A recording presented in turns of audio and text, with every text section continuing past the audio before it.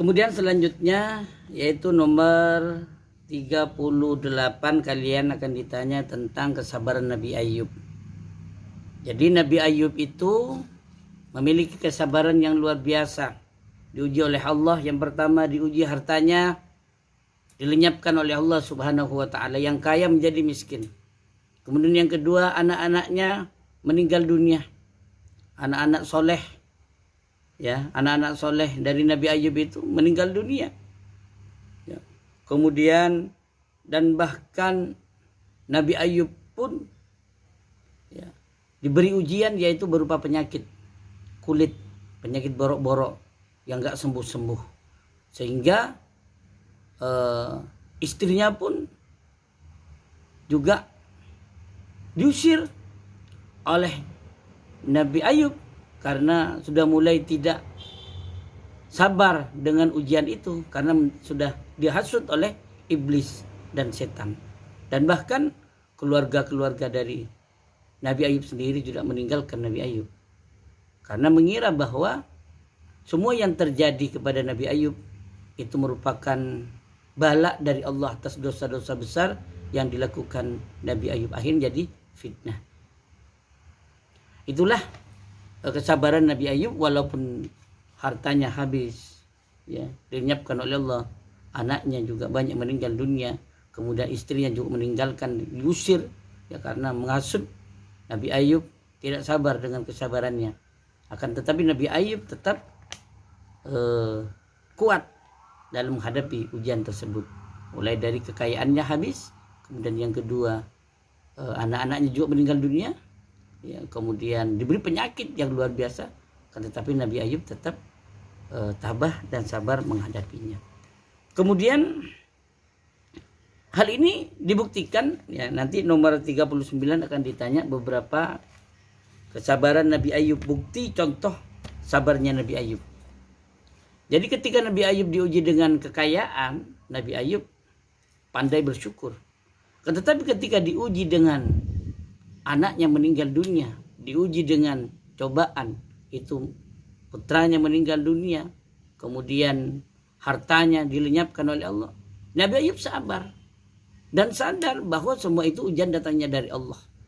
Harta yang dimilikinya milik Allah, anak yang dimilikinya milik Allah juga, dan bahkan dirinya, ya, milik Allah, sehingga ikhlas ketika diberi penyakit, ikhlas. Nah, itulah kesabaran yang dimiliki oleh Nabi Ayub. Nabi Ayub tidak pernah buruk sangka kepada Allah, tetap husnudzon kepada Allah. Itu semua diyakini bahwa semuanya datangnya dari Allah. Kemudian nomor 40, di situ kalian akan ditanya hikmah sabarnya Nabi Ayub. Jadi dengan kesabaran Nabi Ayub, Allah mengembalikan dan memberikan nikmat yang luar biasa kepada Nabi Ayub, yaitu derajat yang lebih tinggi, sehingga Nabi Ayub mendapatkan gelar Nabi yang paling sabar dalam menghadapi cobaan Allah. Sehingga oleh Allah dengan kesabarannya itulah istri yang telah diusir kembali bertemu lagi, berjumpa dengan Nabi Ayub, dan Nabi Ayub diberikan keturunan oleh Allah yang soleh dan solehah yang banyak, ditambah diberi anak. Kemudian hartanya juga dikembalikan oleh Allah, diberikan kembali oleh Allah, dan bahkan wajah Nabi Ayub pun lebih ganteng, lebih tampan daripada sebelumnya. Itulah hikmah kesabaran yang dimiliki oleh Nabi Ayub, sehingga Nabi Ayub lulus dari ujian Allah Subhanahu wa taala, baik ujian bil khairi, kebaikan, ataupun diuji dengan musibah, yaitu bisyarri. Selanjutnya nomor 41, soal uraian, ya. Kalian akan ditanya tentang hikmah beriman kepada hari akhir. Jadi ketika kita beriman kepada hari akhir, maka kita akan tahu bahwa hidup kita di dunia ini, akhir kehidupan kita bukan di dunia, tapi akhir kehidupan kita, hidup yang nanti selamanya akan hidup di akhirat. Oleh karena itu, kita akan berhati-hati bahwa hidup kita nanti di akhirat akan mendapatkan balasan sebagaimana kita berada di dunia ini. Kalau kita berbuat kebaikan, maka dengan hari kiamat nanti kita akan diberikan balasan dengan kebaikan. Kalau kita melakukan perbuatan jelek, maka di akhir pun akan mendapatkan balasan yang jelek. Itulah hikmah orang beriman kepada hari kiamat. Tentunya kita akan selalu berhati-hati setiap tindak tanduk perbuatan kita di dunia ini. Kemudian di nomor 42 kalian akan ditanya, yaitu tentang sifat fasik. Bagaimana cara menghindari sifat fasik? Yang pertama yang harus kita lakukan, kita berteman dengan orang soleh. Kita selalu berzikir kepada Allah. Kemudian kita mengetahui bahwa orang yang fasik akan mendapatkan laknat dari Allah. Orang yang fasik tidak akan mendapatkan petunjuk dari Allah. Orang yang fasik akan masuk nerakanya Allah, yaitu neraka jahanam.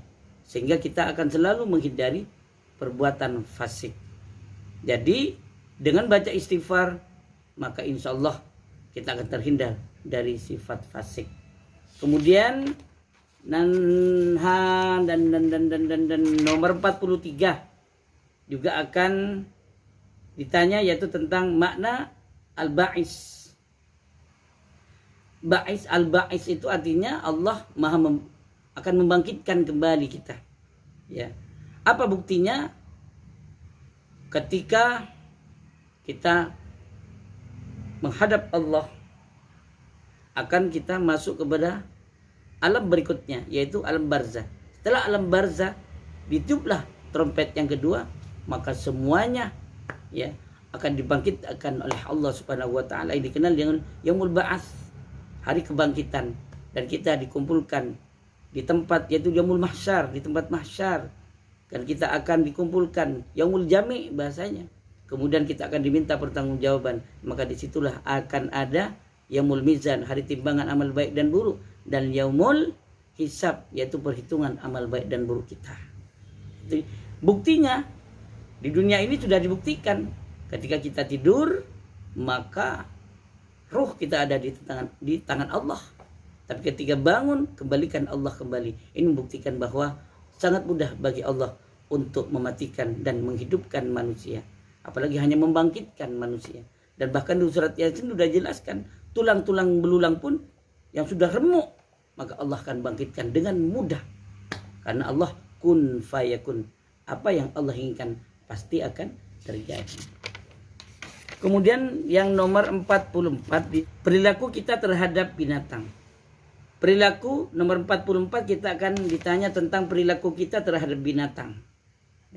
Bagaimana sikap kita kepada binatang? Maka binatang harus diperlakukan dengan baik. Karena binatang termasuk makhluk Allah juga. Dan kita sebagai khalifah fil ardi, maka kita harus menjadi khalifah yang baik. Ya, menjadi pimpinan yang baik di muka bumi ini, yaitu baik kepada sesamanya, ya, dan juga baik kepada makhluk Allah yang lain selain tumbuhan, juga yaitu kepada hewan. Hal ini dicontohkan oleh baginda Nabi, dianjurkan baginda Nabi sebagai bukti kasih sayang kita kepada tumbuhan dan hewan. Ketika kita menyembelih hewan, kita membacakan asma Allah, menghadap kiblat, ya, kemudian kita harus suci, kemudian menggunakan pisau yang tajam sebagai ungkapan sikap kita cinta, sayang, menghormati kepada binatang. Kemudian memberi makan binatang. Ingat, ya, sudah Pak Guru sampaikan bahwa jangan sampai kepada binatang kita jadikan merpati diadu, sapi diadu, ikan cupang diadu, ayam diadu. Jangan sampai terjadi. Karena kebanyakan orang itu sekarang memelihara binatang dengan baik dengan tujuan diadu, dengan taruhan, ya, sehingga dikasih makan, dikasih obat sebagainya dengan tujuan tertentu apa? Untuk diadu supaya menang. Maka itu jangan sampai terjadi. Itu bukan akhlak yang baik kepada binatang kalau kita dengan tujuan mau mengadu binatang dengan binatang yang lain. Itu ya. Kemudian nomor 45, kalian akan ditanya tentang taubatnya istri Nabi Ayub. Jadi istri Nabi Ayub itu kan karena sudah berburuk sangka kepada Allah, sehingga Nabi Ayub mengatakan bahwa demi Allah, nanti kalau saya sembuh akan saya pukul engkau dengan 100 kali pukulan.